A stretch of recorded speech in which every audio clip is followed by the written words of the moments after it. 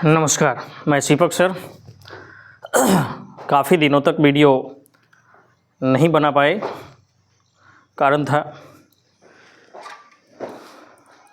आप लोगों को पता है कि दुर्गा पूजा स्टार्ट हो चुकी थी, तो पूजा में आपको पता है साउंड वगैरह जो है थोड़ा सा डिस्टर्ब करता है, इसी वजह से। खैर कोई बात नहीं, फिर से फिजिक्स को ही लेकर के आपके सामने उपस्थित हैं।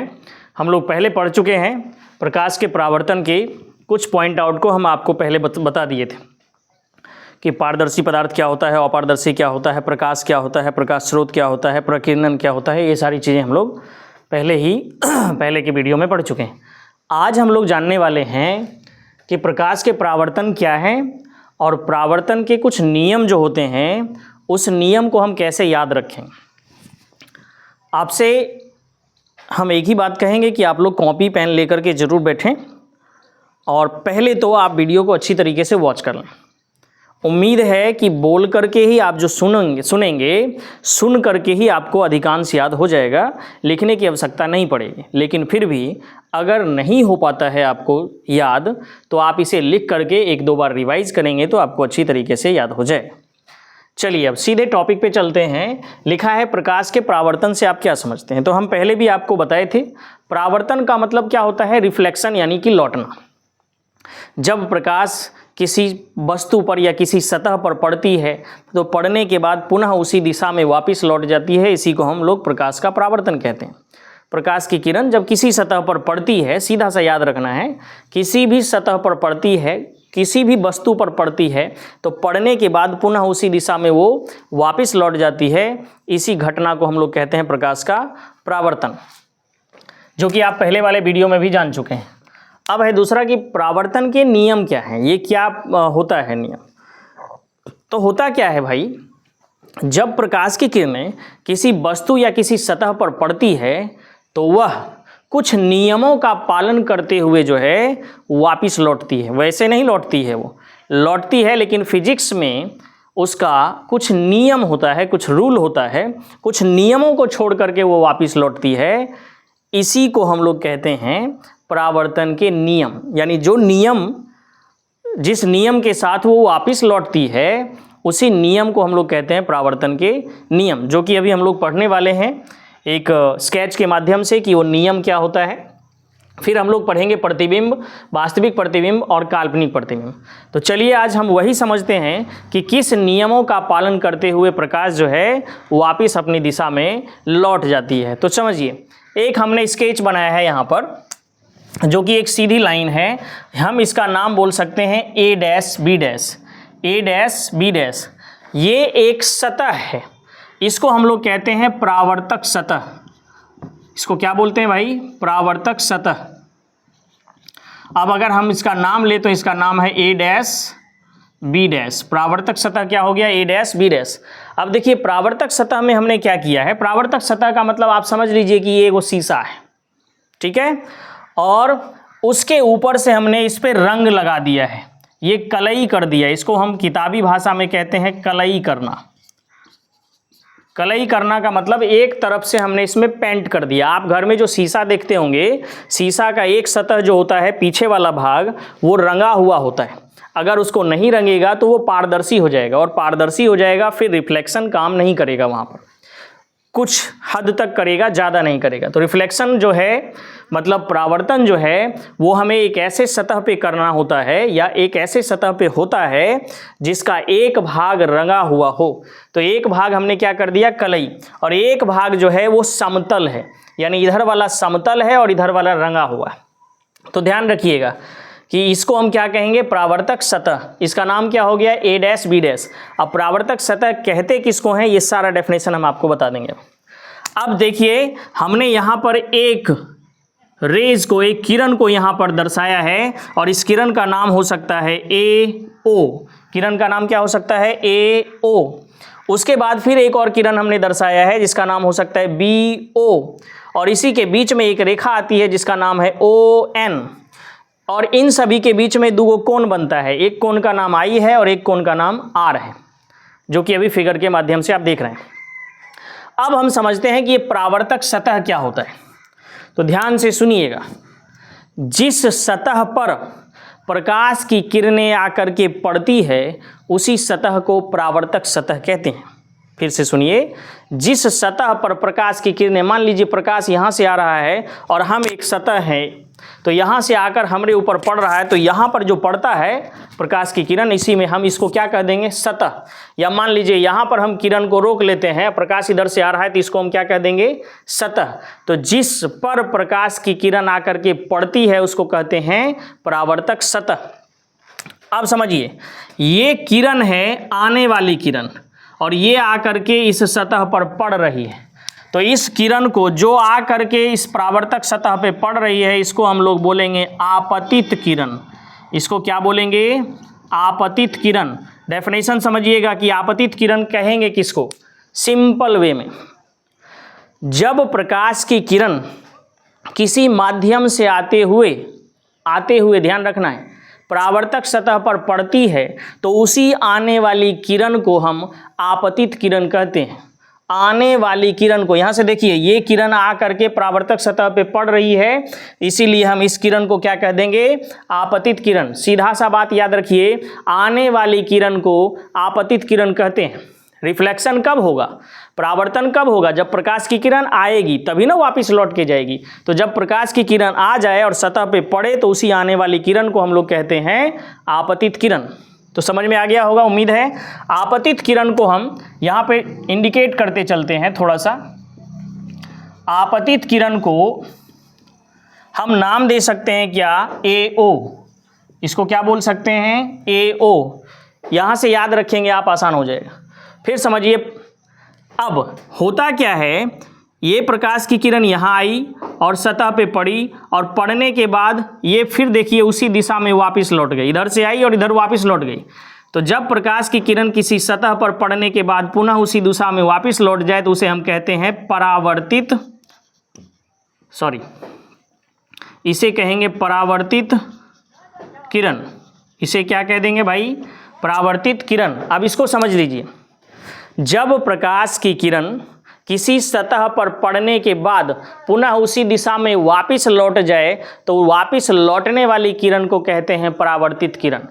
आने वाली किरण को आपतित किरण और वापस लौट जाए तो लौटने वाली किरण को परावर्तित किरण। देखिए यहाँ पे तीर का निशान इधर है, इधर से आया और इधर से गया, तो वापस जो लौट गया उसको क्या कह देंगे, परावर्तित किरण।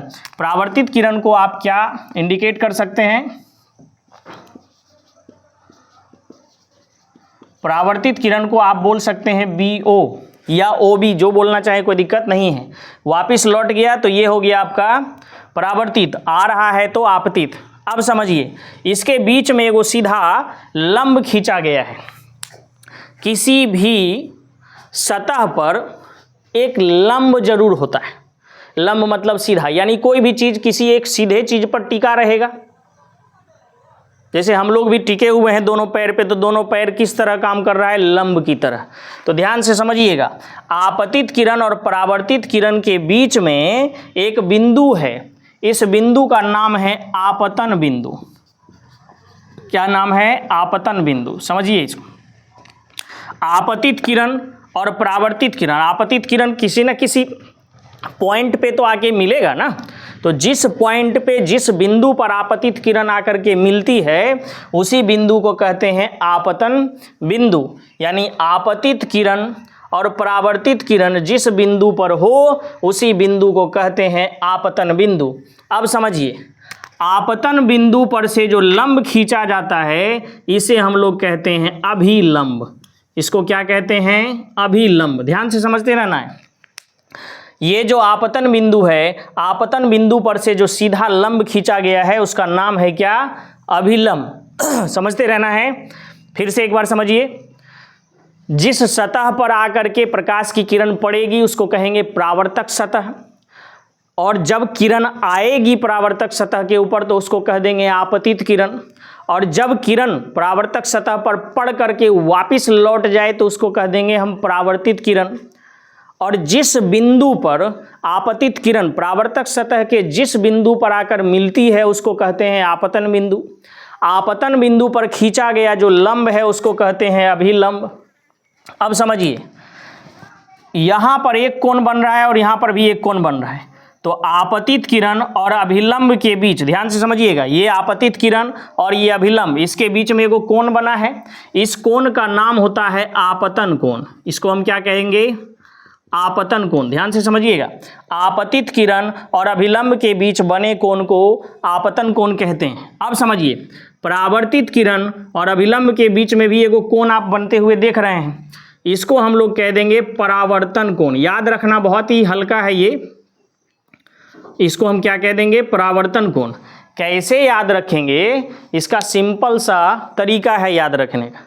एक तो ये कि प्रकाश की किरण आके कहाँ लगेगा? परावर्तक सतह पर।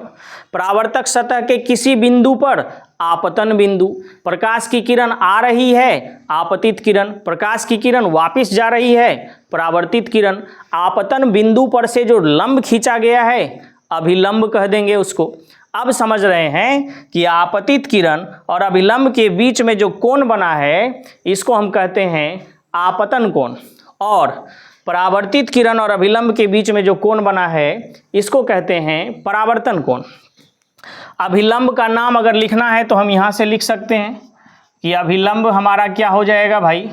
तो अभिलंब हो जाएगा ON लिख दो या NO लिख दो, कोई दिक्कत नहीं है। ON ही आपका क्या हो गया? अभिलंब। आपतन बिंदु को अगर हम साइन करें, इंडिकेट करें आपतन बिंदु को, तो आपतन बिंदु आप लिख सकते हैं O, यानी यही वाला पॉइंट जो है आपका आपतन बिंदु हो गया। परावर्तक सतह जो कि लिख ही दिए हैं कि A डैश B डैश है, कोई दिक्कत, कोई समस्या जी नहीं? हाँ ठीक है। अब आप समझिए थोड़ा सा और। हम लोग जानते हैं कि प्रकाश के परावर्तन के 2 नियम होते हैं।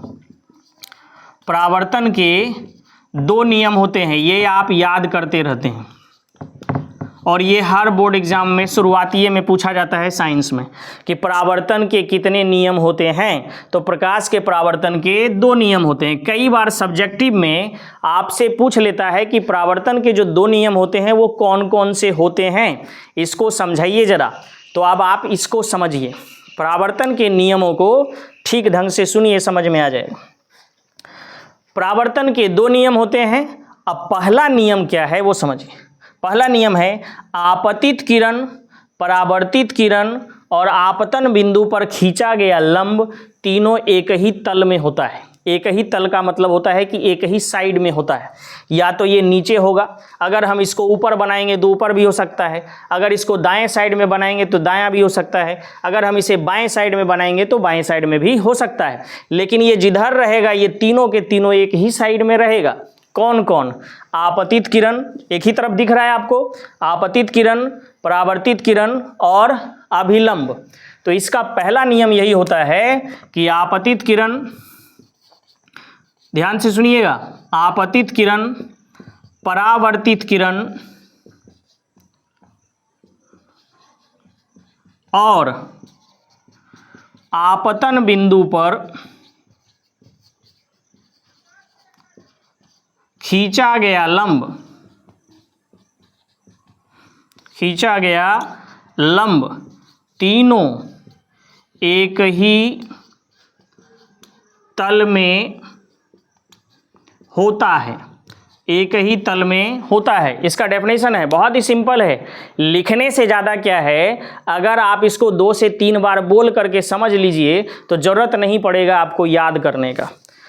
क्या तीनों देखे हम? तो एगो देखे आपतित किरण, एगो देखे परावर्तित किरण और एगो देखे अभिलंब। आपतित किरण, परावर्तित किरण और आपतन बिंदु पर खींचा गया लंब तीनों एक ही तल में होता है। ये परावर्तन का पहला नियम। परावर्तन का दूसरा नियम क्या होता है? तो आप एक चीज और देखिए, यहाँ पे आपको 2 गो चीज मिल रहा है, और एक आपतन कोण और एक परावर्तन कोण। तो जब कोई त्रिभुज हो इस प्रकार से बराबर और उसके बीच में एक लंब खींच दिया जाए तो वो त्रिभुज 2 अलग अलग कोण में यानी बराबर कोण में विभाजित हो जाती है, यानी अलग अलग मतलब कोण में जो है वो विभाजित हो जाती है। तो यहाँ देखिएगा, तो आपतित किरण और परावर्तित किरण के बीच में एगो अभिलंब खींच दिए तो यहाँ 2 गो कोना बना है और ये दोनों कोना जो है वो आपस में क्या है? बराबर है। इसीलिए दूसरा नियम होता है, इस कोना का नाम है आपतन कोण। क्या नाम है भाई? आपतन कोण, इस कोण का क्या नाम है? आपतन कोण। आपतन कोण जो है वो बराबर होता है किसके? परावर्तन कोण के। आपतन कोण किसके बराबर होता है? परावर्तन कोण के। तो ध्यान रखना है, आपतन कोण परावर्तन कोण के बराबर होता है। हो गया दोनों नियम आपका खलास। पहला नियम फिर से सुन लीजिए, आपतित किरण, परावर्तित किरण और आपतन बिंदु पर खींचा गया लंब तीनों एक ही तल में होता है। दूसरा नियम है, आपतन कोण परावर्तन कोण के बराबर होता है। इसका मान है I, इसका मान है R। साइन I जो है वो साइन R के बराबर होता है। तो दोनों नियम है आपका, यहाँ से आप इसको आसानी से समझ सकते हैं। उम्मीद है समझ गए होंगे। दूसरा तरीका और भी है इसको याद करने का, कि मान लीजिए इतना हमको नहीं याद रखना है तो और क्या तरीका अपनाएंगे जो याद कर सकते हैं। तो देखिए हम लिख सकते हैं ये वाला जो आपतित किरण है जिसका नाम है AO या OA, जो भी लिखना चाहें आप। AO देखिएगा, AO और OB, AO OB और इसका नाम है ON। तीन को है तो तीनों एक ही तल में है। ये पहला नियम, ये पहला नियम हो। OA आपतित किरण, OB परावर्तित किरण, ON यानी कि अभिलंब, तीनों एक ही तल में है। सिंपल सा याद करने का तरीका है ये। और दूसरा क्या कर देंगे, देखिए एक एंगल बनता है तो एंगल का नाम है AON, एंगल का नाम है AON बराबर है AON, sorry angle AON, angle AON बराबर है एंगल NOB के, N या BON के, ये भी लिख सकते हैं। AON जो है वो बराबर है BON के, यानी ये वाला एंगल इस एंगल के क्या है, आपस में बराबर है। तो दूसरा तरीका ये है याद रखने का, जो भी आप याद रखें दोनों ही नियम सेम है। कहीं भी बोल सकते हैं, कहीं लिख भी सकते हैं, कोई दिक्कत नहीं है, बता सकते हैं। लेकिन डेफिनेशन लिखने का बात होगा तो हमको ये वाला लिखना पड़ेगा, कोई दिक्कत नहीं है। रिवीजन की आवश्यकता है जी नहीं, इसी को बार बार देख लेना है तो आपको समझ में आ जाएगा। चलिए अब हमको लगता है इसको हटा देते हैं। अब हम लोग आगे बढ़ते हैं।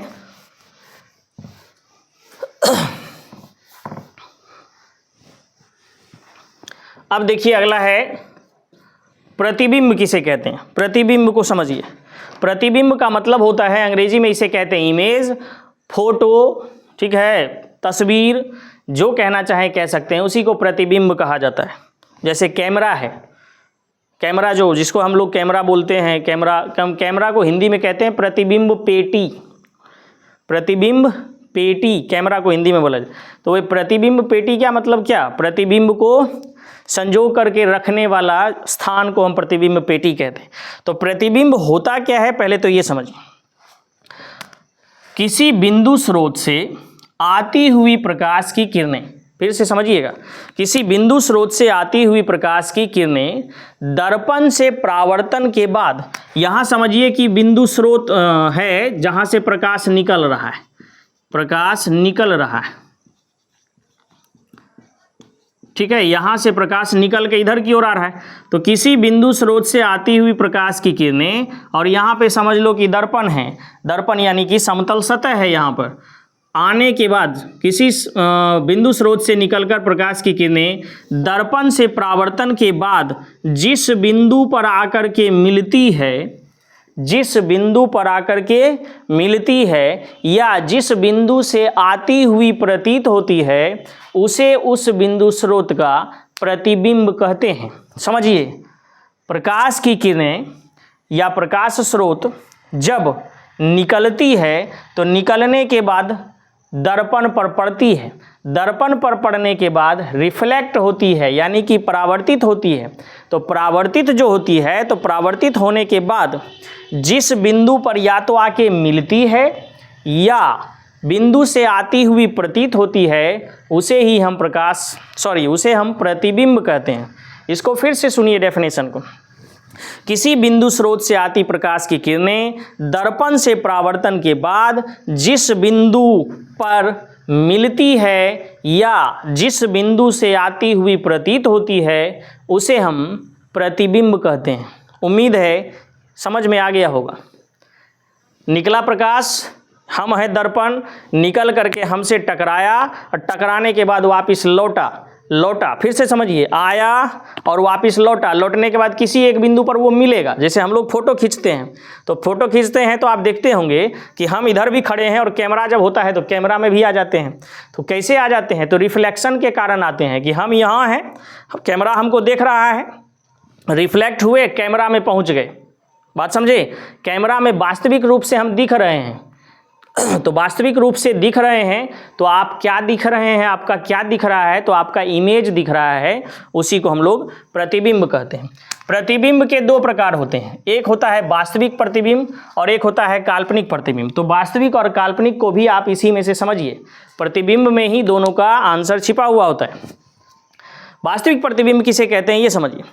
किसी बिंदु स्रोत से आती प्रकाश की किरणें, ध्यान से सुनना है, किसी बिंदु स्रोत से आती प्रकाश की किरणें दर्पण से परावर्तन के बाद जिस बिंदु पर वास्तव में मिलती है उसे उस बिंदु स्रोत का वास्तविक प्रतिबिंब कहते हैं। प्रकाश की किरणें दर्पण से परावर्तन के बाद जिस बिंदु पर वास्तव में मिलती है उसे वास्तविक प्रतिबिंब कहते हैं। अब दूसरा समझिए, काल्पनिक प्रतिबिंब। काल्पनिक प्रतिबिंब क्या होता है?